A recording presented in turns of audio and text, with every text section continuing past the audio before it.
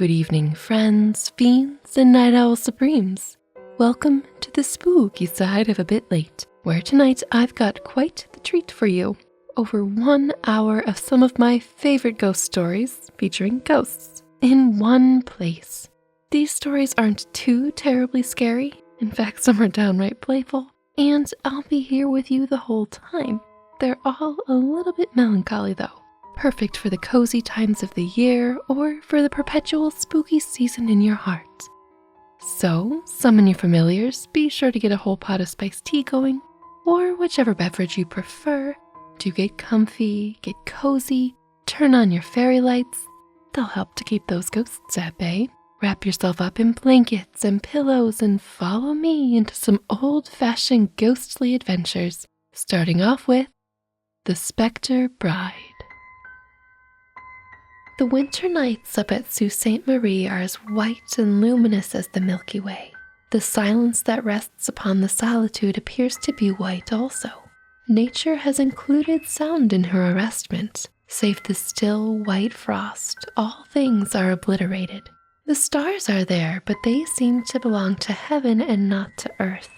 They are at an immeasurable height, and so black is the night that the opaque ether rolls between them and the observer in great liquid billows.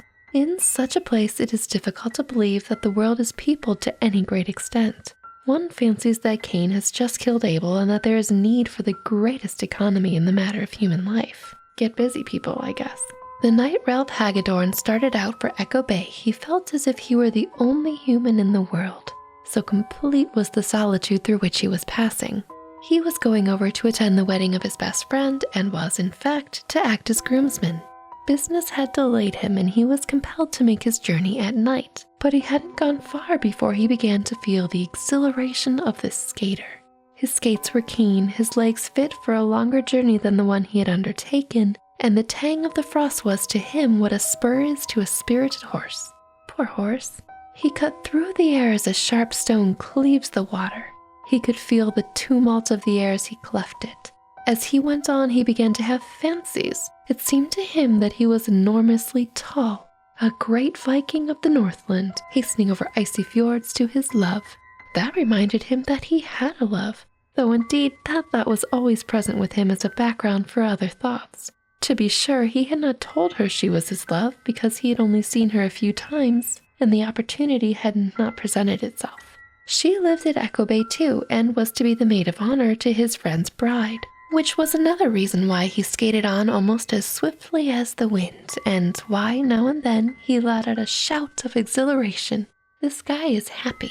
The one drawback in the matter was that Marie Beaujeu's father had money, and that Marie lived in a fine house and wore otter skin about her throat and little satin-lined mink boots on her feet when she went sledding, and that the jacket in which she kept a bit of her dead mother's hair had a black pearl in it as big as a pea.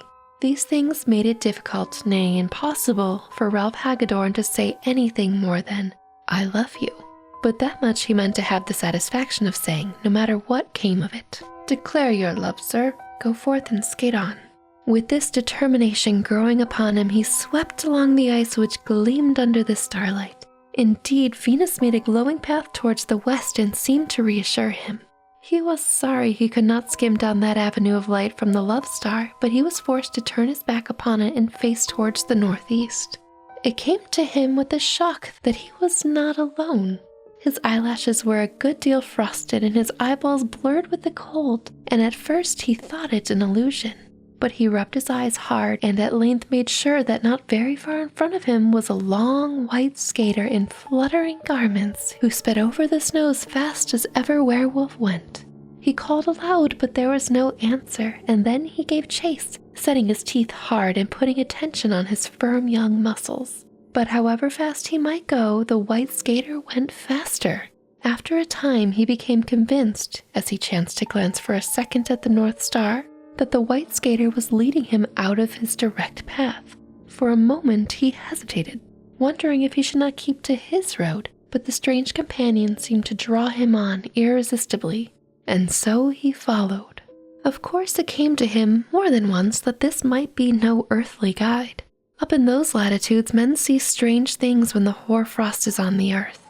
Hagedorn's father, who lived up there with the Lake Superior natives and worked in the copper mines, had once welcomed a woman at his hut on a bitter winter night, you randy Mr. Hagedorn, who was gone by morning and who left wolf tracks in the snow. Yes, it was so, and John Fontenelle could tell you about it any day, if he were alive. Alack, the snow where the wolf's tracks were is melted now. Well, Hagedorn followed the white skater all the night, and when the ice flushed red at dawn and the arrows of lovely light shot up into the cold heavens, she was gone, and Hagedorn was at his destination. Then, as he took off his skates while the sun climbed arrogantly up to his place above all other things, Hagedorn chanced to glance lakeward, and he saw there was a great wind rift in the ice, and that the waves showed blue as sapphires beside the gleaming ice. He dodged a bullet there. Had he swept along his intended path, watching the stars to guide him, his glance turned upward, all his body a magnificent momentum, he must certainly have gone into that cold grave. The white skater had been his guardian angel, or something else. Much impressed, he went up to his friend's house expecting to find the pleasant wedding Führer, but someone met him quietly at the door, and his friend came downstairs to greet him with a solemn demeanor. "Is that your wedding face?" cried Hagedorn. "Why, really, if this is the way you are affected, the sooner I should take warning, the better." "There is no wedding today," said his friend. "No wedding? Why, you're not Marie. Died last night. She had been skating in the afternoon, and she came home chilled and wondering in her mind as if the frost had got in somehow. She got worse and worse and talked all the time of you." "Of me? We wondered what it all meant. We didn't know you were lovers. I didn't know it myself, more's the pity." "Oh, poor guy. He never got to say I love you." "She said you were on the ice. She said you didn't know about the big breakup, and she cried to us that the wind was offshore. Then she cried that you could come in by the old French creek if you only knew." "I came in that way," interrupted Hagedorn. "How did you come to do that? It's out of your way." So Hagedorn told him how it had come to pass.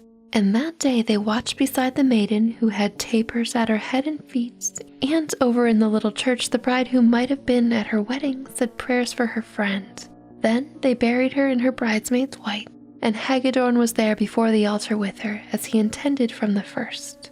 At midnight the day of her burial, her friends were married in the gloom of the cold church, and they walked together through the snow to lay their bridal wreaths on her grave. That's so sad. Together at the altar, but in death. Oh. 3 nights later, Hagedorn started back again to his home. They wanted him to go by sunlight, but he had his way and went when Venus made her bright path on the ice. He hoped for the companionship of the white skater, but he did not have it. His only companion was the wind, and the only voice he heard was the baying of a wolf on the north shore. The world was as white as if it had just been created, and the sun had not yet colored nor man defiled it. The end to our chilling story tonight.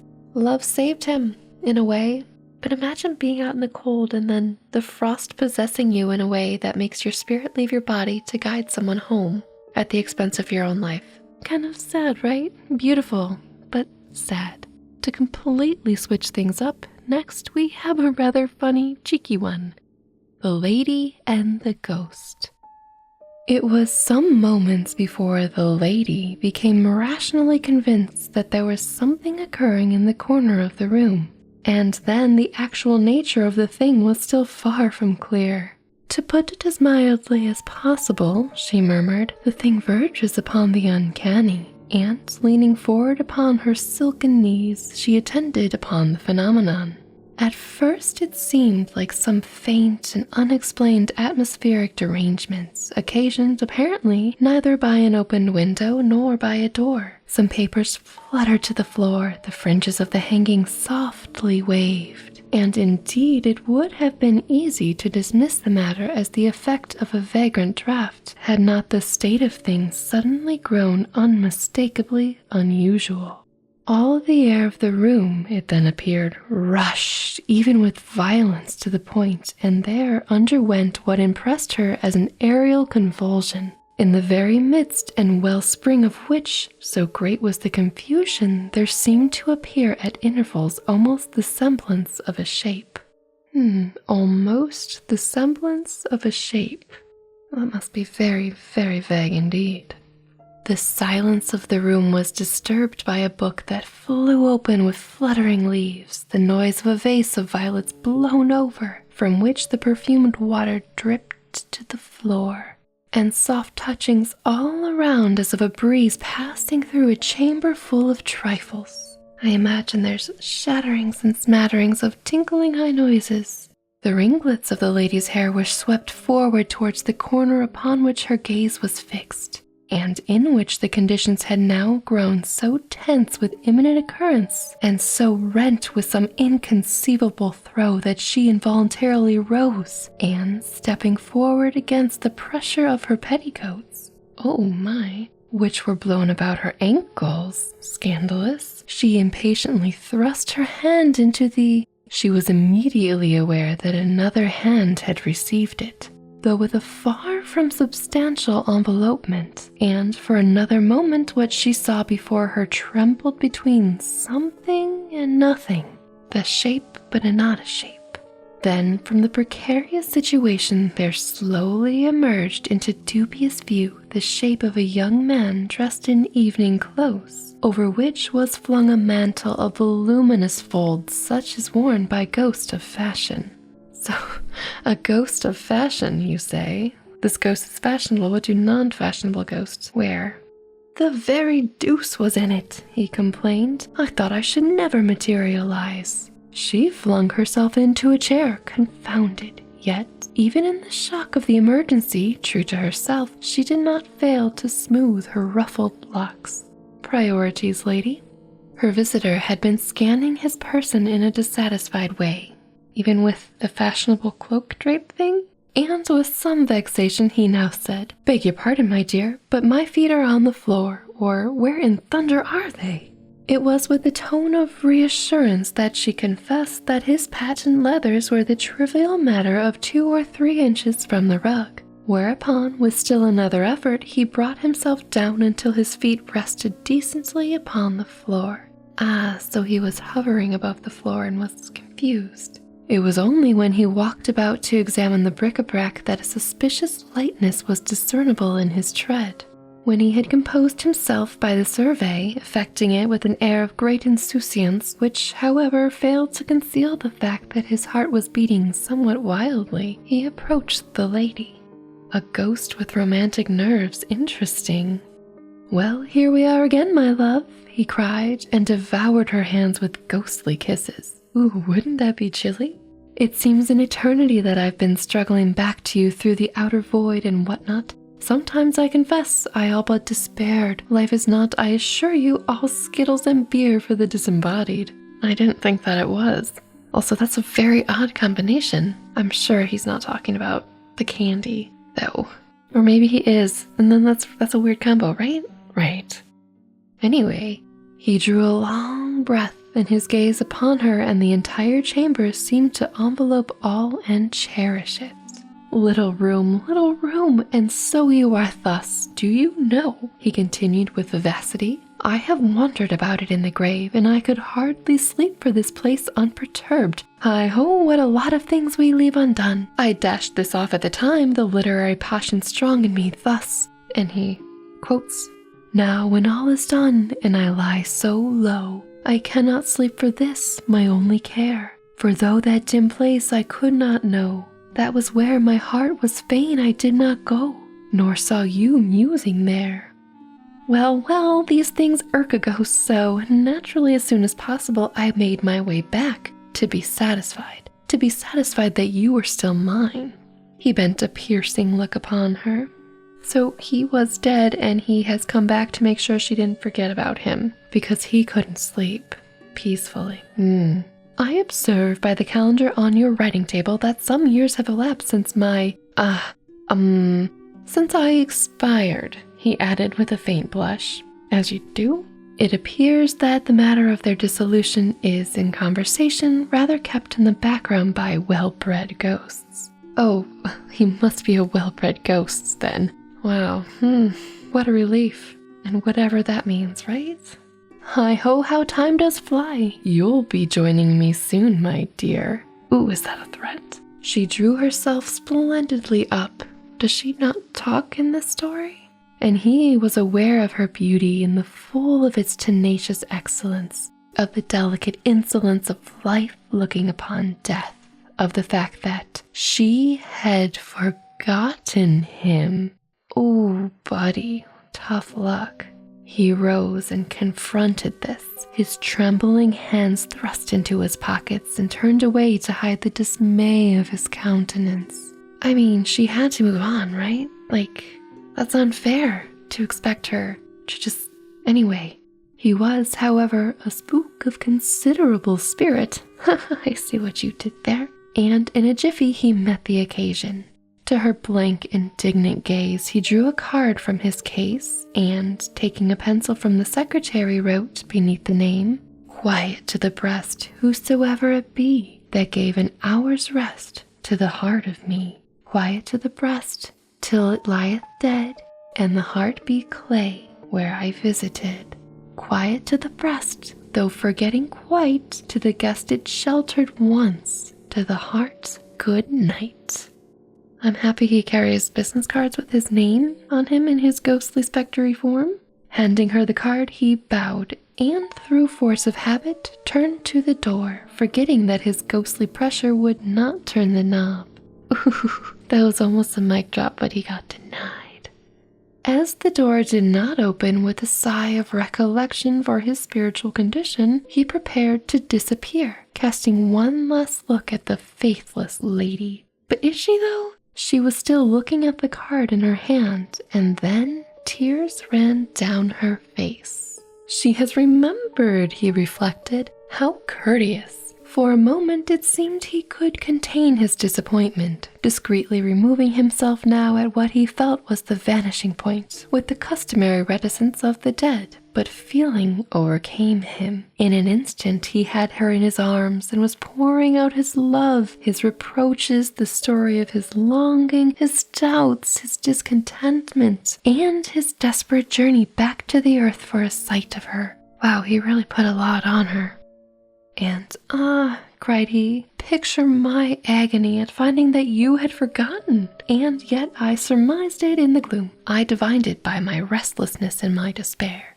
Perhaps some lines that occurred to me will suggest the thing to you. You recall my old knack for versification? Another bit of lines, my friends and fiends. Where the grasses weep o'er his darkening bed, and the glowworms creep, lies the weary head of one laid deep, who cannot sleep, the unremembered dead. He took a chair beside her and spoke of their old love for each other, of his fealty through all the transmutations, incidentally of her beauty, of her cruelty, of the light of her face which had illuminated his darksome way to her, and a lot of other things. I wonder what those might be. And the lady bowed her head and wept. This guy's really making her not feel great. A bully from beyond the grave? Oh, not fair. The hours of night passed thus. The moon waned, and a pallor began to tinge the dusky cheek of the east. But the eloquence of the visitor still flowed on, and the lady had his misty hands clasped to her reawakened bosom. What? At last a suspicion of rosiness touched the curtain. He abruptly rose. I cannot hold out against the morning, he said. It is time all good ghosts were in bed. Because he's the epitome of a good ghost. We know he's one of the good ones who dresses in a drape. But I do like that. It's time all good ghosts were in bed. But she threw herself on her knees before him, clasping his eternal waist with a despairing embrace. Oh, do not leave me, she cried, or my love will kill me. She speaks, my. He bent eagerly above her. Say it again. Convince me. I love you, she cried, again and again and again, with such an anguish of sincerity as would convince the most skeptical spook that ever revisited the glimpses of the moon. You will forget again, he said. I shall never forget, she cried. My life will henceforth be one continual remembrance of you, one long act of devotion to your memory, one oblation, one unceasing penitence, one agony of waiting. Oh, please, dear. He lifted her face and saw that it was true. "Well," he said, gracefully wrapping his cloak about him, "well, now I shall have a little peace." "Great." He kissed her with a certain jaunty grace upon her hair and prepared to dissolve when he lightly tapped a tattoo upon his leg with the dove-colored gloves he carried. "Goodbye, my dear," he said. "Henceforth I shall sleep o' nights. My heart is quite at rest." "But mine is breaking," she wailed, madly trying once more to clasp his vanishing form. He threw her a kiss from his misty fingertips, and all that remained with her, besides her broken heart, was a faint disturbance of the air. And my friends and fiends, it is now time that all good ghosts were in bed. That is the end of this tale. I think it's completely unfair that this ghostly man-being thing returns to remind a woman who had moved on perfectly fine with her life. I'm assuming that he exists and that they had a love, and then he sort of gets what he wants. Like, oh, she's gonna remember me. I'm no longer an unremembered dead. And then he pops back into the other side and sleeps pretty easily every night now. Where she is probably going to die of a broken heart because he did say she was going to join him soon, remember? Oh boy, I don't know. This was supposed to be a humorous ghost story, but it just kind of seems cruel, doesn't it? This next ghost story is also a fairy tale bonus, but it's just so macabre. Friends and fiends, I give you the rose tree. There was once upon a time a good man who had 2 children, a girl by his first wife and a boy by the second. The girl was as white as milk, her lips were like cherries. Snow White? Her hair was like golden silk, not Snow White, and it hung to the ground. That's some healthy long hair. Her brother loved her dearly, but her wicked stepmother hated her. "Child," said the stepmother one day, "go to the grocer's shop and buy me a pound of candles." She gave her the money, and the little girl went, bought the candles, and started on her return. There was a stile to cross. She put down the candles while she got over the stile. Up came a dog and ran off with the candles. No! Bad pup, bad pup. She went back to the grocer's and she got a second bunch. She came to the stile, set down the candles, and proceeded to climb over. Up came the dog and ran off with the candles. What is the puppy using the candles for? I am very curious. I want the story to go in that direction. Maybe we'll write our own. She went again to the grocer's and she got a third bunch, and just the same happened. I mean, you should probably learn by this point. Fairy tales and the rule of 3. Then she came to her stepmother crying, for she had spent all the money and had lost 3 bunches of candles. The stepmother was angry, but she pretended not to mind the loss. She said to the child, "Come, lay your head on my lap, that I may comb your hair." So the little one laid her head in the woman's lap, who proceeded to comb the yellow silken hair. Mother gobble much? Is she singing as well as the hair glowing, I wonder? And when she combed, the hair fell over her knees and rolled right down to the ground. Then the stepmother hated her more for the beauty of her hair. Why? Oh my God. So she said to her, "I cannot part your hair on my knee. Fetch me a billet of wood." Uh-oh. So she fetched it. Then the stepmother said, "I cannot part your hair with a comb. Fetch me an axe." So she fetched it. And this is where if you're squeamish, you might wanna click away. Click away. There's nothing but dismay and some horror on the way. "Now," said the wicked woman, "lay your head down on the billet whilst I part your hair." Well, she laid down her little golden head without fear, and whisk, down came the axe, and it was off. So the mother wiped the axe and laughed. Sicko? Then she took the heart and liver of the little girl, and she stewed them and brought them into the house for supper. The husband tasted them and shook his head. He said they tasted very strangely. She gave some to the little boy, but he would not eat. He trusts his gut. Good kid, good kid. She tried to force him, but he refused and ran out into the garden and took up his little sister and put her in a box and buried the box under a rose tree. And every day he went to the tree and wept till his tears ran down on the box. So the girl was still in the backyard. The dad didn't notice, ate a weird tasting dinner, wasn't like, hey, where's my pretty little daughter, or anything. This is all sorts of weird, wrong, mythological themes. I don't like it. One day the rose tree flowered. It was spring, and there among the flowers was a white bird, and it sang and sang and sang like an angel out of heaven. Away it flew and went to the cobbler's shop and perched itself on a tree hard by, and thus it sang, "My wicked mother slew me, my dear father ate me, my little brother whom I love sits below, and I sing above, stick, stock, stone, dead." "Sing again that beautiful song," asked the shoemaker, "if you will first give me those little red shoes you are making."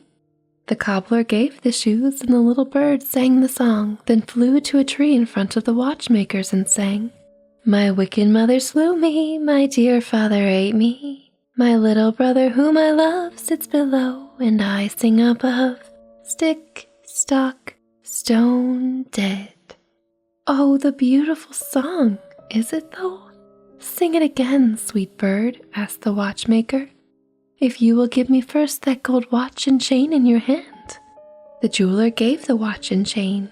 The bird took it in one foot and the shoes in the other, and, having repeated the song, flew away to where 3 millers were picking up a millstone. The bird perched on a tree and sang, "My wicked mother slew me, my dear father ate me, my little brother whom I love sits below, and I sing above, stick." Then one of the men put down his tool and looked up from his work. "Stock." Then the second miller's man laid aside his tool and looked up. "Stone." Then the third miller laid down his tools and looked up. "Dead." Then all 3 cried out with one voice, "Oh, what a beautiful song! Sing it again, sweet bird, again." "If you will but put the millstone round my neck," said the bird. That's a tough, strong little bird. The men did what the little bird wanted, and away to the tree it flew with the millstone round its neck, the red shoes in one foot, and the gold watch and chain in the other. It sang the song and then flew home. It rattled the millstone against the eaves of the house, and the stepmother said, "It thunders." Then the little boy ran out to see the thunder. You can't see thunder, you can see lightning. And down dropped the red shoes at his feet. It rattled the millstone against the eave of the house once more, and the stepmother said again, "It thunders." Then the father ran out, and down fell the chain about his neck. In ran father and son, laughing and saying, "See what fine things the thunder has brought us." Then the bird rattled the millstone against the eaves of the house a 3rd time, and the stepmother said, "It thunders again. Perhaps the thunder has brought something for me." And she ran out, but the moment she stepped outside the door, down fell the millstone on her head, and so she died. Dead. The end. I told you it was a weird one, but I do think it's interesting that the little bird gave her little brother some shoes. I'm assuming it's the spirit of the girl. Her father, who ate her, a golden watch and chain, although he didn't know he was eating her, and just was strong enough to carry a millstone that 3 men were carrying around the bird neck, and to sort of drop it at the right time. Stick, stock, stone, dead. What do you think about this fairy tale? It's kind of spooky, kind of creepy, kind of not a fairy tale, but it is because it was in a book of fairy tales. The world is an interesting place. But I guess the moral is just be nice to everybody. Don't volunteer to comb someone's hair and then have a pang of jealousy. And also, don't lose candles on the way home. Are your fairy lights still lit? Good. They'll help set the mood for this next vintage ghost story, The Haunted Orchard. Spring was once more in the world. As she sang herself to sleep in the faraway woodlands, her voice reached even the ears of the city, weary with the long winter. Daffodils flowered at the entrances to the subway, furniture removing vans blocked the side streets, children clustered like blossoms on the doorsteps, the open cars were running, and the cry of the cash glow man was once more heard in the land. which sounds like a fun time. Yes, it was spring, and the city dreamed wistfully of lilacs and the dewy piping of birds and the gnarled old apple trees, of dogwood lighting up with sudden silver of the thickening woods, of water plants unfolding their glossy scrolls in the pools of morning freshness. On Sunday mornings, the outbound trains were thronged with eager pilgrims hastening out of the city to behold once more the ancient marvel of the spring. And on Sunday evenings, the railway termini were aflower with banners of blossom from rifled woodland and orchard carried in the hands of returning pilgrims, whose eyes shone with the spring magic and whose ears still rang the fairy music. As I beheld these signs of the vernal equinox, I knew that I, too, must follow the music, forsake a while the beautiful siren we call the city, and in the green silences meet once more my sweetheart Solitude. As the train drew out of the Grand Central, I hummed to myself, "I've a neater, sweeter maiden in a greener, cleaner land." And so I said goodbye to the city and went forth with a beating heart to meet the spring. I had been told of an almost forgotten corner of the south coast of Connecticut where the spring and I could live in inviolate loneliness, a place uninhabited save by birds and blossoms, woods and thick grass, and an occasional silent farmer pervaded by the breath and shimmer of the sound. Nor had rumor lied, for when the train set me down at my destination, I stepped out into the most wonderful green hush, a leafy Sabbath silence through which the very train, as it went farther on its way, seemed to steal as noiselessly as possible for fear of breaking the spell. After a winter in the town, to be dropped thus suddenly into an intense quiet of the countryside makes an almost ghostly impression upon me, as of enchanted silence, a silence that listens and watches but never speaks. Finger on lip. There is a spectral quality about everything upon which the eye falls. The woods like great green clouds, the wayside flowers, the still farmhouses half lost in the orchard bloom, all seem to exist in a dream. Everything is so still, everything is so supernaturally green. Nothing moves or talks except the gentle susurrus of the spring wind swaying the young buds high up into the quiet sky, or a bird now and again, or a little brook singing softly to itself among the crowding rushes. Though from the houses one notes here and there are evidently human inhabitants of this green silence, none are to be seen. I've often wondered where the country folk hide themselves, as I've walked hour after hour past farm and croft and lonely door yards, and never caught sight of a human face. If you should want to ask the way, a farmer is as shy as a squirrel, and if you knock at a farmhouse door, all is as silent as a rabbit warren.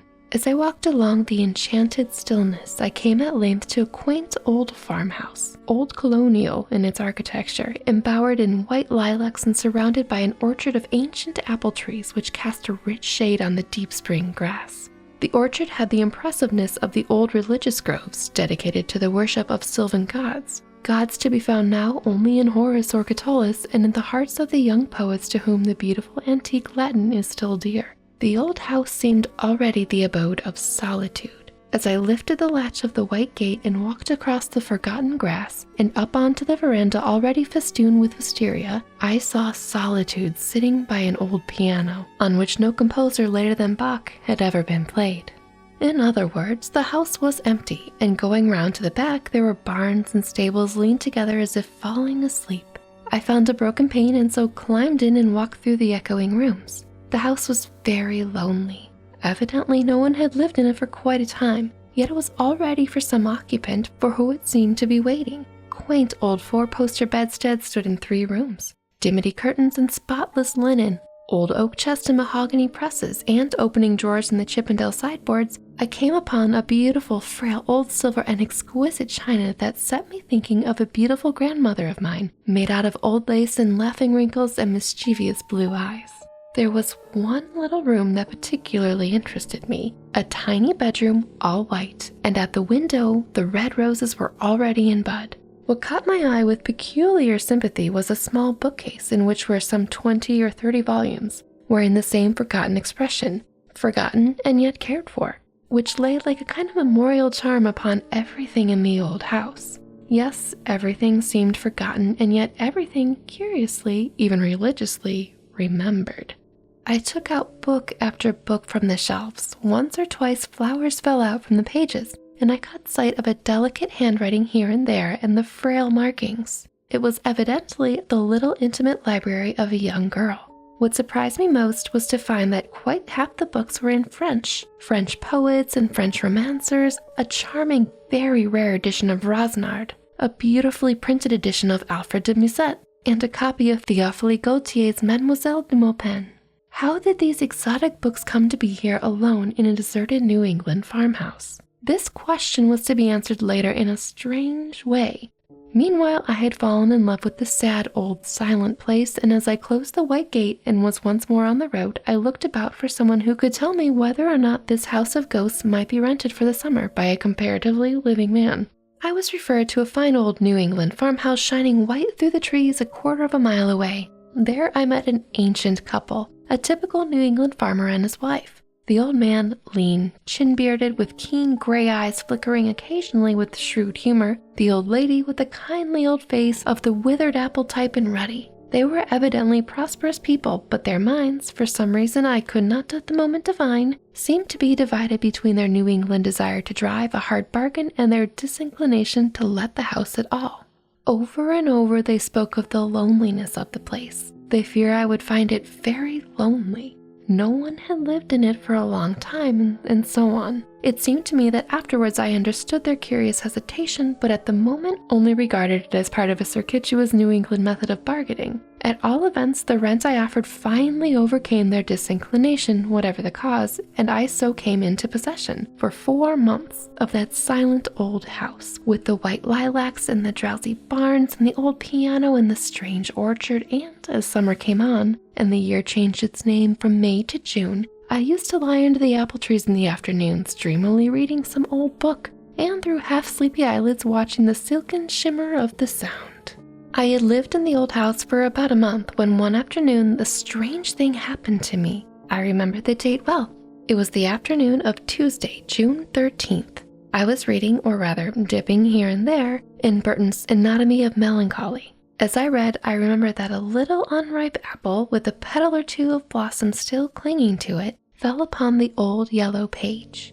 Then I suppose I must have fallen into a dream, though it seemed to me that both my eyes and my ears were wide open, for I suddenly became aware of a beautiful young voice singing very softly somewhere among the leaves. The singing was very frail, almost imperceptible, as though it came out of the air. It came and it went fitfully like the elusive fragrance of sweetbriar, as though a girl was walking to and fro, dreamily humming to herself in the still afternoon. Yet there was no one to be seen. The orchard had never seemed more lonely. And another fact that struck me as strange was that the words that floated to me out of the aerial music were French, half sad, half gay, snatches of some long-dead singer of old France. I looked up for the origin of the sweet sounds, but in vain. Could it be the birds were singing in French in this strange orchard? Presently, the voice seemed to come quite close to me, so close that it might have been the voice of a dryad singing to me out of the tree against which I was leaning. And this time I distinctly caught the words of that sad little song. Chante, rossignol, chante toi, qui as le cœur gai, tu as le cœur à rire. Moi, je l'ai à pleurer. But though the voice was at my shoulder, I could see no one, and then the singing stopped with what sounded like a sob, and a moment or two later I seemed to hear a sound of sobbing far down the orchard. Then there followed silence, and I was left to ponder the strange occurrence. Naturally, I decided that it was just a daydream between sleeping and waking over the pages of an old book. Yet when the next day and the day after the invisible singer was in the orchard again, I could not be satisfied with such mere matter-of-fact explanation. Ah, la Clara Fontaine, went the voice to and fro through the thick orchard boughs. M'en allais promener, j'ai trouvé l'eau si belle que je m'y suis baignée. Lui, a longtemps que je t'aime, jamais je ne t'oublierai. It was certainly uncanny to hear that voice going to and fro the orchard, there somewhere amid the bright sun-dazzled boughs, yet not a human creature to be seen, not another house even within half a mile. The most materialistic mind could hardly but conclude that there was something not dreamed of in our philosophy.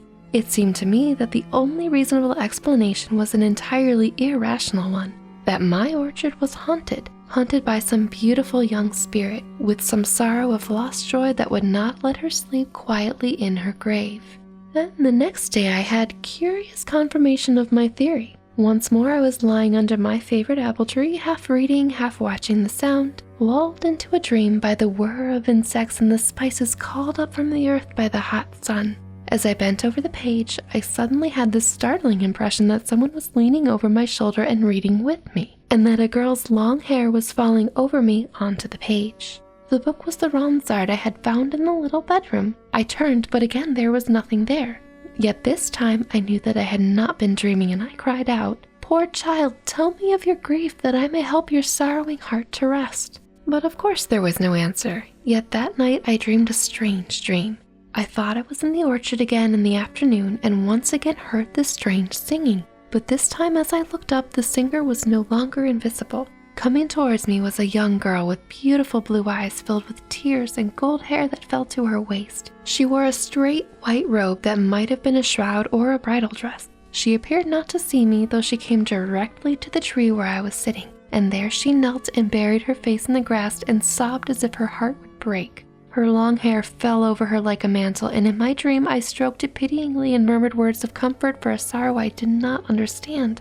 Then I woke up suddenly as one does from dreams. The moon was shining brightly into the room. Rising from my bed, I looked out into the orchard. It was almost as bright as day. I could plainly see the tree of which I had been dreaming. Then a fantastic notion possessed me. Slipping on my clothes, I went out into one of the old barns and found a spade. Then I went to the tree where I had seen the girl weeping in my dream and dug down at its foot. I had dug little more than a yard when my spade struck upon some hard substance, and in a few more moments I had uncovered and exhumed a small box, which, on examination, proved to be one of those pretty old-fashioned Chippendale work boxes used by our grandmothers to keep their thimbles and needles in, their reels of cotton and skeins of silk. After smoothing down the little grave in which I had found it, I carried the box into the house and, under the lamplight, examined its contents. Then at once I understood why that sad young spirit went to and fro the orchard singing those little French songs. For the treasure trove I had found under the apple tree, the buried treasure of an unquiet, suffering soul, proved to be a number of love letters, written mostly in French in a very picturesque hand, letters, too, written but some 5 or 6 years before. Perhaps I should not have read them, yet I read them with such reverence for the beautiful impassioned love that animated them, and literally made them smell sweet and blossom in the dust, that I felt I had the sanction of the dead to make myself the confidant of their story. Among the letters were little songs, 2 of which I had heard the strange young voice singing in the orchard, and of course there were many withered flowers and such like remembrances of bygone rapture. Not that night could I make out all the story, though it was not difficult to define its essential tragedy, and later on a gossip in the neighborhood and a headstone in the churchyard told me the rest. The unquiet young soul that had sung so wistfully to and fro the orchard was my landlord's daughter. She was the only child of her parents, a beautiful, willful girl, exotically unlike those from whom she was sprung and among whom she lived with a disdainful air of exile. She was, as a child, a little creature of fairy fancies, and as she grew up it was plain to her mother and father that she had come from another world than theirs. To them she seemed like a child in an old fairy tale, strangely found on the hearth by some shepherd as he returns from the fields at evening, a little fairy girl swaddled in fine linen and dowered with a mysterious bag of gold. Soon she developed delicate spiritual needs to which her simple parents were strangers. From long truances in the wood she would come home laden with mysterious flowers, and soon she had come to ask for books and pictures and music of which the poor souls that had given her birth had never heard. Finally she had her way and went to study at a certain fashionable college, and there the brief romance of her life began. There she met a romantic young Frenchman who had read Ronsard to her and written her those picturesque letters I had found in the old mahogany workbox. And after a while the young Frenchman had gone back to France and the letters had ceased. Month by month went by, and at length one day as she sat wistful at the window, looking out at the foolish sunlit road, a message came. He was dead. The headstone in that village churchyard tells the rest. She was very young to die, scarcely 19 years, and the dead who have died young, with their hopes and dreams still like unfolded buds within their hearts, do not rest so quietly in the grave as those who have gone through the long day from morning until evening and are only too glad to sleep. The next day, I took the little box to a quiet corner of the orchard and made a little pyre of fragrant boughs, for so I interpreted the wish of that young, unquiet spirit, and the beautiful words are now safe, taken up again into the aerial spaces from which they came. But since then, the birds sing no more little French songs in my old orchard. The end. Finally, we have a story about a ghost who doesn't quite fit in where he's haunting, poor fellow. Maybe he'll find a place in your heart. A Misfit Ghost. Every child with a knowledge of adventurous literature, otherwise novels of action, knows of the phantom ship, the spook of the high seas. But it has not been known that ships themselves are haunted, and that in the service of the United States Coast Survey there is a vessel now in commission that is, by her own officers, supposed to be haunted. Yet the Eager, a 140-foot schooner off the Coast Survey, is looked upon in the service as a very undesirable vessel to be aboard of. About her there is an atmosphere of gloom that the wardroom just cannot dispel. Duty on board her has been shunned as would be a pestilence, and stories have been told by officers who have cruised aboard her that are not good for timid people to hear. Officers have hesitated about telling these uncanny stories, but they have become sufficiently well known to make a billet to duty aboard the Eager unwelcome among the Coast Survey men. The Mohawk was launched on June 10, 1875, at Greenpoint, and she was then the largest sailing yacht afloat. William T. Garner, her young millionaire owner, was very proud of his new craft, and all the then leaders of New York society were invited to participate in the good time afloat with which her launching was celebrated. Commodore Garner, then but 33 years old, and his young wife entertained charmingly, and the trim, speedy Mohawk was christened with unusually merry festivities. Soon after, she was capsized by a sudden squall off the landing of Stapleton, New York, and 6 people were drowned like rats in her cabin and forecastle. A good time short-lived. Then the Mohawk was raised at a cost of $25,000 and purchased by the United States government for the service of the Coast Survey. Her name was changed to Eager, for Jack Tar is proverbially superstitious, and with the old name it would have been impossible to ship a crew. Lieutenant Higby King describes his initial experience when he was assigned duty on the Eager in this way. She had her full complement of officers -1 when I boarded her at Newport to complete the list. Every cabin was occupied but the port cabin by the companionway, and to that I was assigned. We had a jolly wardroom mess that night, and I retired from it early as I was tired by my journey to join the vessel. The others who were still at the table regarded my retirement to the port cabin in absolute silence, having bidden me good night. Their silence did not lead me to suspect anything, though I knew that the Eager had once been the Mohawk. My cabin door had the usual cabin lock of brass, and the porthole was also securely fastened. There could have been no one under the bed or sofa, as beneath each was a facing of solid oak paneling. I undressed lazily and left the light burning dimly in my bracket lamp. I tried conscientiously to go to sleep for I don't know how long with my back turned to the light. The noise ceased in the wardroom after a time, and I knew the others had turned in, but I felt unaccountably nervous and restless. I turned over and faced the light, thoroughly wide awake, and there in the single chair sat an elderly man, seemingly wrapped in deep thought. He was dressed in a blue yachting reefer and had a long gray beard.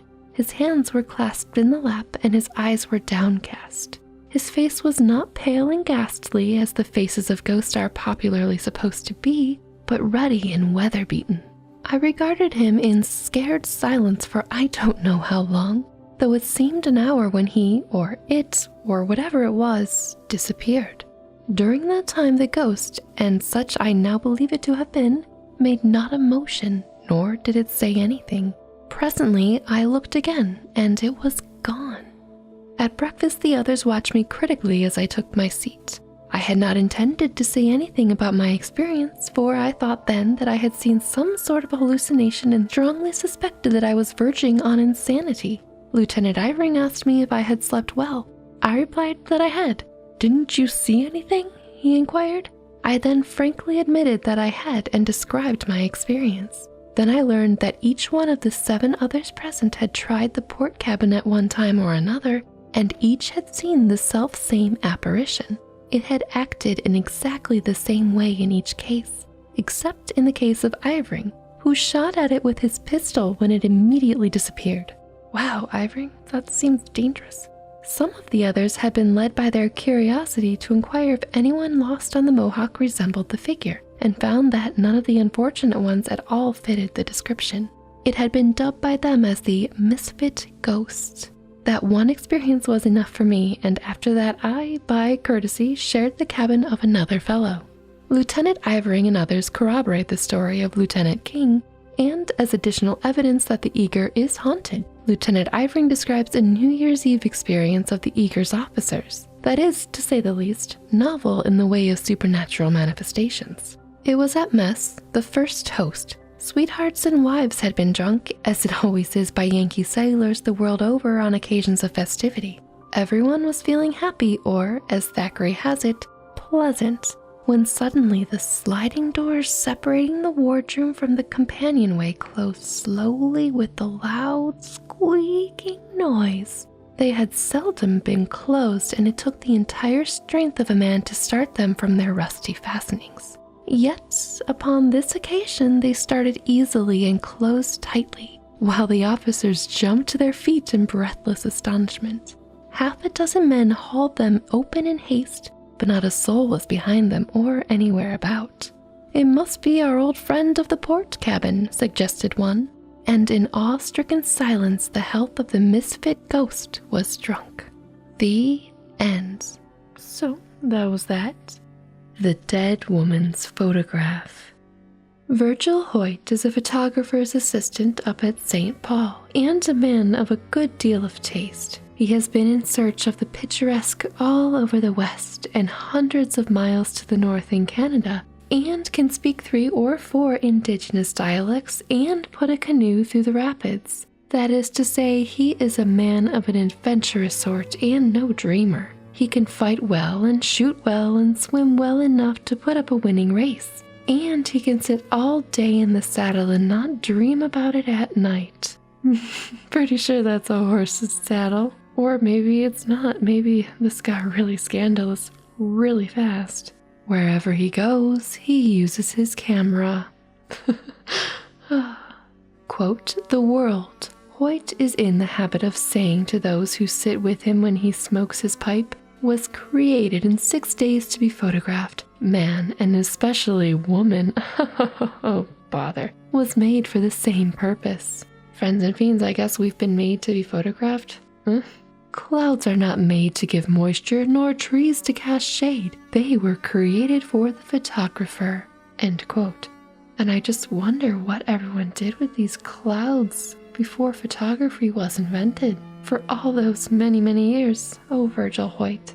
Anyway, in short, Virgil Hoyt's view of the world is whimsical, and he doesn't like to be bothered with anything disagreeable. So he's not a dreamer, but he's whimsical. Got it. Sounds like he's just carefree. But anyway, he doesn't want to be bothered with anything disagreeable. That is the reason that he loathes and detests going to a house of mourning to photograph a corpse. The horribly bad taste of it offends him partly, and partly he is annoyed at having to shoulder, even for a few moments, a part of someone's burden of sorrow. Oh.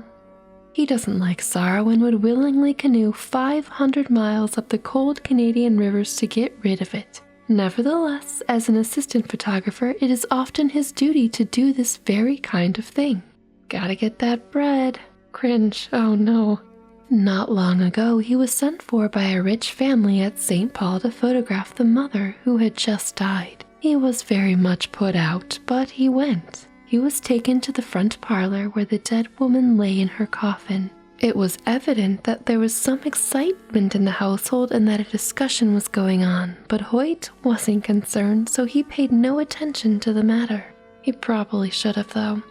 The daughter wanted the coffin turned on end in order that the corpse might face the camera properly. but Hoyt said he could overcome the recumbent attitude and make it appear that the face was taken in the position it would normally hold in life. And so they went out and left him alone with the dead. The face was a strong and positive one, such as may be seen among matrons. Hoyt regarded it with some admiration, thinking to himself that she was a woman who had been used to having her own way. There was a strand of hair out of place, and he pushed it back from her brow. A bud lifted its head too high from among the roses on her breast and spoiled the contour of her chin, so he broke it off. He remembered these things later very distinctly, and that his hand touched her bare face 2 or 3 times. Then he took the photographs and left the house. He was very busy at the time, and several days elapsed before he was able to develop the plates. He took them from the bath in which they had lain with a number of others and went to work upon them. There were 3 plates, he having taken that number merely as a precaution against any accident. They came up well, but as they developed, he became aware of the existence of something in the photograph which had not been apparent to his eye. The mysterious always came under the head of the disagreeable with him, and was therefore to be banished. So he made only a few prints and put the things away out of sight. He hoped that something would intervene to save him from attempting an explanation. I wonder what has appeared on these pictures. But it is part of the general perplexity of life that things do not intervene as they ought and when they ought. So one day his employer asked him what had become of those photographs. He tried to evade him, but it was futile, and he got out the finished photographs and showed them to him. The older man sat staring at them for a long time. "Hoyt," he said at length, "you're a young man, and I suppose you have never seen anything like this before. But I have. Not exactly the same thing, but similar phenomena have come my way a number of times since I went into the business. And I want to tell you there are things in heaven and earth not dreamt of." "Oh, I know all that tommy rot," cried Hoyt angrily. "But when anything happens, I want to know the reason and why and how it's done." "All right," said his employer. "Then you might explain why and how the sun rises." But he humored the younger man sufficiently to examine with him the bath in which the plates were submerged and the plates themselves. All was as it should be, but the mystery was there and could not be done away with. Dun dun dun. Hoyt hoped against hope that the friends of the dead woman would somehow forget about the photographs. Why would they forget? But of course the wish was unreasonable, and one day the daughter appeared and asked to see the photographs of her mother. "Well, to tell the truth," stammered Hoyt, "those didn't come out as well as we could wish." "But let me see them," persisted the lady. "I'd like to look at them anyway." "Well now," said Hoyt, trying to be soothing as he believed it was always best to be with women. To tell the truth, he was an ignoramus where women were concerned. Really, I probably couldn't have guessed. "I think it would be better if you didn't see them. There are reasons why—" He ambled on like this stupid man that he was, and of course the woman said that she would see those pictures without any further delay. So poor Hoyt brought them out and placed them in her hand, and then ran for the water pitcher. So he just ran out, and had to be at the bother of bathing her forehead to keep her from fainting.